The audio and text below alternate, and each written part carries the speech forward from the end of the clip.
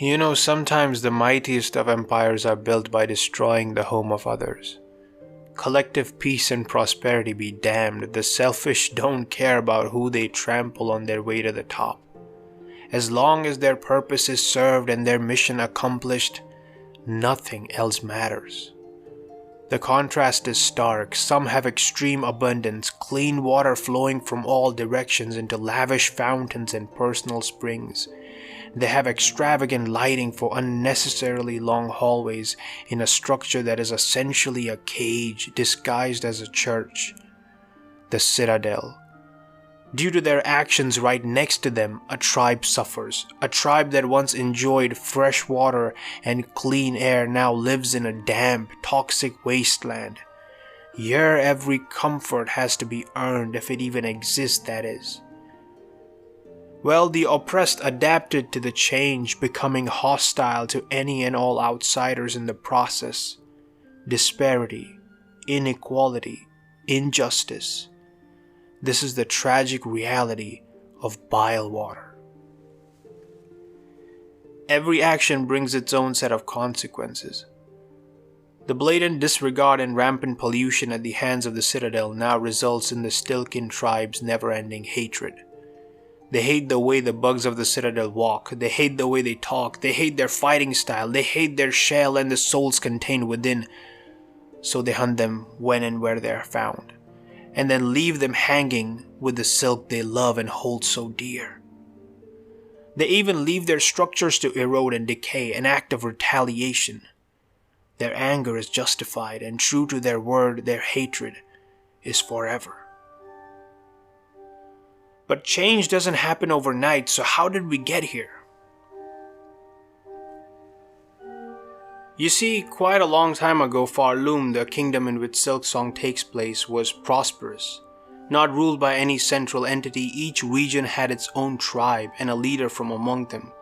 It stayed that way until the arrival of Grandmother Silk, a pale being obsessed with control and authority.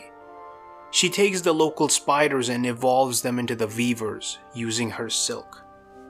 And just like how a tech bro lies to sell a product, Grandmother Silk lied to these weavers, convincing them that they were her daughters, so that they can join her cause and help establish her as the true monarch of Pharloom. For a while the illusion is maintained. The fictitious daughters apply themselves in the service of their so-called mother, helping her extend her web of control. But eventually one of them breaks free and starts asking the right yet forbidden questions. It realizes that they are not divine and they are no daughters, just everyday spiders elevated for the purpose of slavery. And just like how it happens in the real world, it also happens in the bug community. Every time a voice of reason emerges, it is suppressed, thrown away and imprisoned in the slab, labeled as an apostate. The first sinner. It took a bit of time, but the other weavers realized that she was speaking the truth. Then an act of rebellion follows. Using a special song, Grandmother Silk can be put to sleep, rendering her passive, or so they thought. Still, the song needed to be sustained for an eternity, and for that reason, to solve that problem, the Citadel came into existence. The cycle of false promises continues. Now the weavers create a religious system, establishing the Citadel as holy, and the journey to get there, a pilgrimage. All in an effort to trap simple-minded, unaware bugs so that they can continue to maintain the imprisonment of the pale being in the cradle at the top.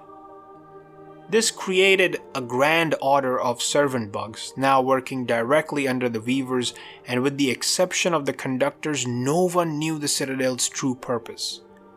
Over time, the weavers realized that their cage is a temporary measure, that eventually Grandmother Silk will regain her powers. So they leave Pharloom for other lands like Hollow Nest. Hera was among them, her DMs were open, and she would give birth to Hornet by collaborating with the Pale King. Anyways, back in Pharloom, the Citadel was left in the hands of the conductors, and right underneath them, the Vault Keepers and the Architects.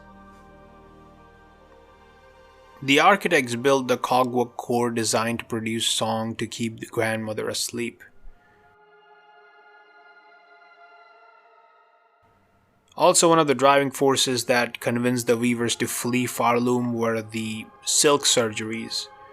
Underneath the coral chambers in the White Ward, experiments were conducted where silk harvested from the threads of the grandmother was injected into the so-called pilgrims.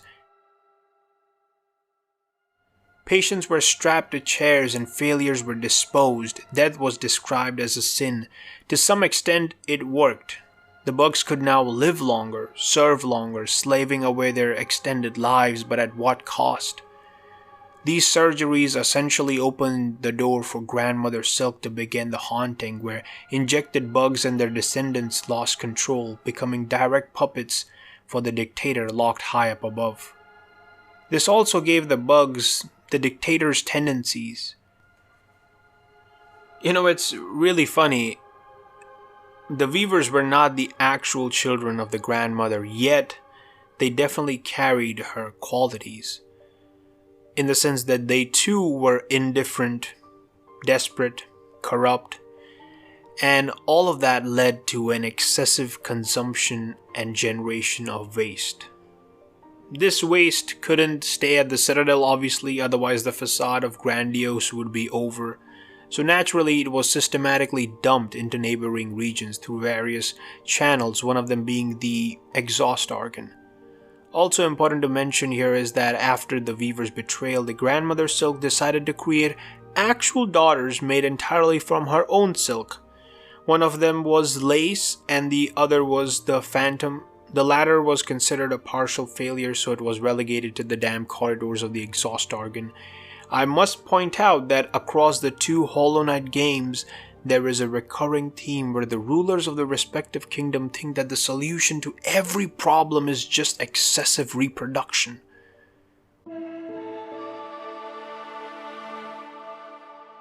So yeah, untreated, polluted, and downright poisonous water was dumped by the Citadel. Waste from the White Ward and the Underworks were removed through the exhaust organ directly to Sinner's Road and Bilewater, along with so much smoke that the air quality has also degraded. Putrefied ducts, which once used to be completely clean, now only has the long extreme eastern corridor known as the Pale Lake, safe from the Citadel's pollution. Likely because the Citadel redirected the water supply from the area closest to it, and as a consequence of that, the western side of putrefied ducts contain the same silk-sucking muck-maggot-infested waters. Geographically speaking, the ducts are located directly above the Bilewater, which meant that the degradation of water above affected the supply to the local inhabitants below. A section of the Whispering Walls, which contains a bunch of industrial machinery, also connected to Bilewater. The more you read into it, the more it feels justified why the Stilkin tribe hates the Citadel so much. Team Cherry's attention to detail has to be appreciated. There is such a strong emphasis on environmental storytelling. You can actually see the flow of water from the topmost regions all the way to Mars Grotto. The Citadel's greed and consumption was so intense that half of High Halls is literally a showcase for how much clean water they have. Yeah, those elites were showing off. Snow from Mount Fae melting into clean water was also likely reaching Sands of Karak initially, which based on the flashback sequence in Act 3, we can tell that that region was just as prosperous as Bilewater before Grandmother's invasion into Pharloom. Well, my running theory is that water from both Mount Fae and putrefied ducts were redirected into the Citadel, thus resulting in ecological destruction affecting the tribes living directly underneath those freshwater sources. Yes, the weavers were responsible for this as the decision-making likely rested on their shoulders, but it cannot be denied that the first domino falling was the existence of a monarch in a land that simply didn't need one. Bilewater is even more tragic because it got destroyed from multiple regions. It is even more sad that at the end of Chakra's questline, you get to see what it used to be like. It's a shame how our perception gets formed for a group of people we never were even allowed to see their best version of in the first place. Decades of oppression can only be traced back when you look behind the smoke and the mirrors. The Citadel is a facade of grandiose. I also forgot to mention that the currency used throughout the game, rosaries, that was invented by the Citadel too. There is a room in the high halls where they painted black beads red. And this fake currency and how it was used as a tool for control and slavery can be seen in the Underworks, which is the perfect name for that place because all the bugs there were underpaid and underappreciated. And they worked tirelessly so that the elite can live in comfort high above, while they lived and died for a thankless job. I know the title of this essay is Bilewater Injustice, but clearly injustice was everywhere in Pharloom. There are certainly parallels with the real world, and it's funny that the issues that plague our society are present in the bug community too.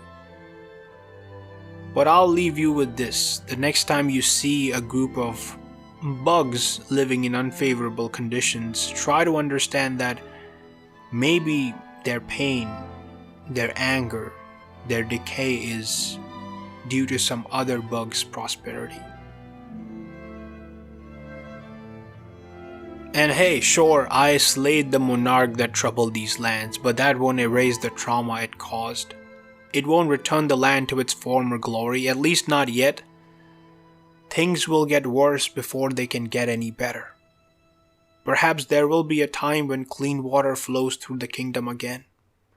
A time when all the districts and areas become prosperous again, when peace and stability will reign supreme and there will be no one to challenge it. That future, no matter how delusional it may seem, it's always worth a try. Because if we lose hope, we lose everything. My name is Rahil Blade. Man, I love video games and I hope they love me back.